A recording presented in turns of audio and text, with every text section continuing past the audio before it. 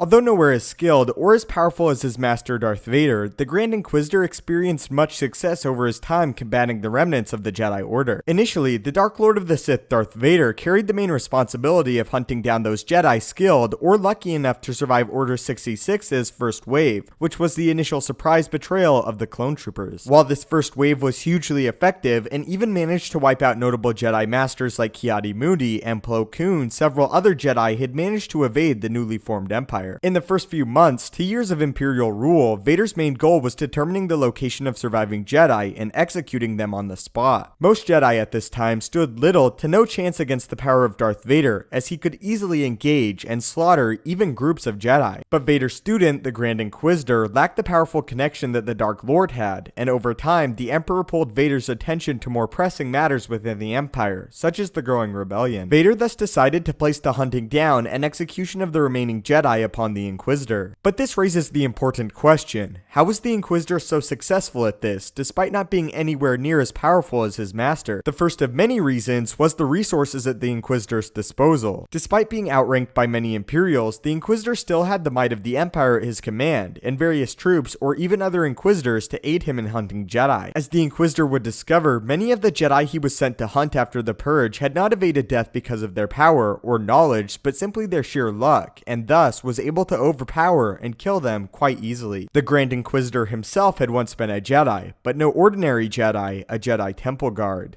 Because of this role in his past life, the Inquisitor was familiar with the inner workings of the Jedi Temple. A few years before the rise of the Empire, the Inquisitor himself witnessed the betrayal of Ahsoka Tano by her supposed friend, Barriss Offee. He also witnessed the mistreatment of Ahsoka by the Jedi Council. The realization that the order he served was so intensely flawed they would utterly turn their back on one of their own was the Inquisitor's first step towards the darkness. Following the rise of the Empire and his conversion to the dark side of the Force, the Inquisitor returned to the Jedi Temple, now renamed the Imperial Palace. He did this for one specific reason. The Inquisitor knew his primary role was to kill the remaining Jedi stragglers that had not been dealt with by Lord Vader, which meant he would frequently be involved in lightsaber combat. But not just any lightsaber combat, nearly 100% of the time it would be with a Jedi. Because of this fact, the Inquisitor searched through and diligently studied the Jedi archives on lightsaber dueling and the various lightsaber instructors of the Jedi Order, reading up on and examining their teachings. This was done not just to sharpen his own skills with the lightsaber, but to learn of the different forms and sequences taught by the Jedi. Because of his studies, the Inquisitor noticed several flaws within the Jedi Order concerning lightsaber combat, a flaw his own master, Vader, had discovered and exploited before. Upon intense research, the Inquisitor learned most of the Jedi within the Order during the Clone Wars favored Form 4 lightsaber combat, known as Ataru. Because of this fact, the Inquisitor learned specifically how to best combat the form. The Inquisitor determined most times than not, if he could overcome Ataru, he could overcome the Jedi. The Inquisitor became so proficient with lightsaber combat that he could identify forms in use by a Jedi even after a brief encounter, and even determine who trained them in lightsaber combat. In Season 1 of Star Wars Rebels, the Inquisitor almost instantly realizes Kanan is using Form 3 lightsaber combat, Surisu,